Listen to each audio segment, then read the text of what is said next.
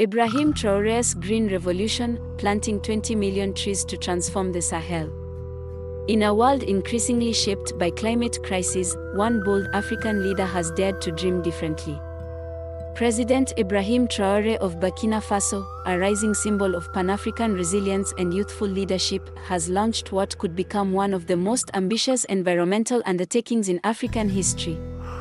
Standing before a crowd of farmers, students, and foreign observers in the sun-scorched capital of Ouagadougou, Traore announced his plan to plant 20 million trees across the Sahel, a vast semi-arid belt long associated with poverty, drought, and creeping desertification. The initiative, titled Roots of Resistance, is more than an ecological campaign. It is a vision, a movement, a declaration that the African continent will no longer be at the mercy of climate disasters engineered and accelerated by decades of environmental neglect and global inaction. For Traore, the Sahel is not a wasteland. It is a wounded landscape waiting to be healed, a region still beating with potential, and the stage upon which Africa can reclaim its relationship with the earth. A region on the brink. Stretching from the Atlantic coast of Senegal in the west to the Red Sea in the east, the Sahel covers over 5,400 kilometers and touches more than a dozen countries. Once home to flourishing ecosystems, it has suffered immensely from deforestation, unsustainable agriculture, and global warming. Rainfall has become erratic, topsoil is increasingly lost to the winds, and once productive lands now yield little.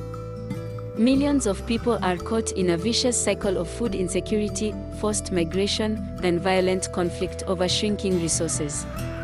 But rather than lament this decline, Traore is offering an alternative: restoration through unity. Speaking passionately during his address, he said, "For too long, the Sahel has been seen as a symbol of suffering. But it is also the land of warriors, of farmers, of nomads, and poets. It is the cradle of resilience. Our struggle is not just against the desert, but against the forces that have taught us to accept despair as destiny." From vision to action. The tree planting campaign will unfold in multiple phases over 5 years. Its cornerstone will be the cultivation and strategic planting of native and drought-resistant trees, including acacias, shea, morina, baobab, and tamarind, that have proven ecological and economic value.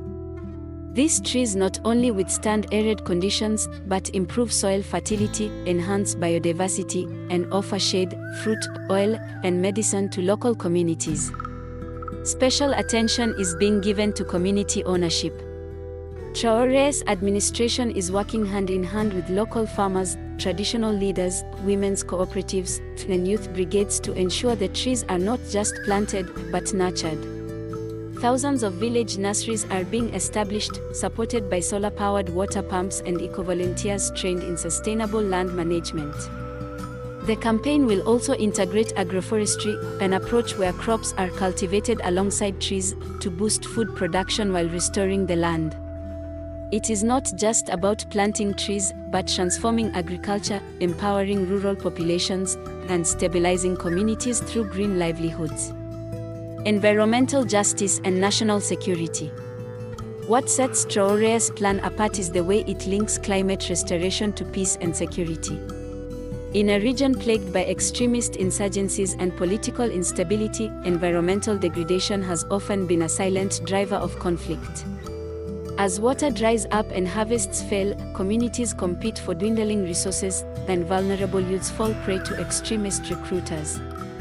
Traore has framed Roots of Resistance as not just an ecological remedy, but a security strategy. He believes that restoring land is restoring hope, and where hope returns, violence recedes. A young man with a shovel, planting a tree in his village, is less likely to pick up a gun, Traore said. "We are not just planting trees. We are planting stability, dignity, and purpose." To support this goal, the program includes education campaigns in schools, job training for youth in green industries, and the deployment of local security committees to protect reforested areas from sabotage or illegal logging. Pan-African and global support.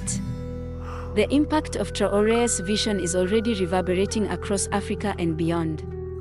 Several Sahelian nations, Mali, Niger, Chad, and Mauritania, have expressed interest in aligning their reforestation efforts with Burkina Faso's. The African Union has endorsed the initiative, calling it a vital complement to the stalled Great Green Wall project, which once aimed to plant a band of greenery across Africa's width but has struggled due to bureaucratic inertia and lack of grassroots integration. Non-governmental organizations, climate scientists, and development partners from Europe, China, the Gulf, and the Americas are now approaching Burkina Faso with offers of funding, research collaboration, and technical support. In particular, environmental economists have pointed out that investing in land restoration in the Sahel offers some of the highest returns per dollar spent when it comes to long-term climate resilience. The 20 million trees may be just the beginning. A generation awakens. At the heart of Traore's plan lies a powerful message to Africa's youth: you are not helpless. Over 65% of Africa's population is under the age of 30. In the Sahel, they are often born into hardship, but also hold the energy and creativity to shape the future. The president has personally called upon students, jobless graduates, and even former militia members to join the Green Movement. Already, youth-led climate brigades, known as Green Legions, have been formed in Burkina Faso, Mali, and Niger, made up of volunteers who are replanting fields, guarding seedlings, and spreading awareness through music, art, and social media. One such volunteer, 23-year-old Miriam Awadrogo from Kaya, said, "This is the first time I feel I am fighting for something bigger than myself. I'm not just planting a tree. I'm defending my future, my land, my people. Toward a greener tomorrow." As the dry wind rustles the sand dunes and the sun continues to beat down over the Sahel, Ibrahim Traore's initiative stands as a courageous counter-narrative. Where the world sees dust, he sees soil. Where others predict catastrophe, he plants seeds of change. The road ahead will not be easy.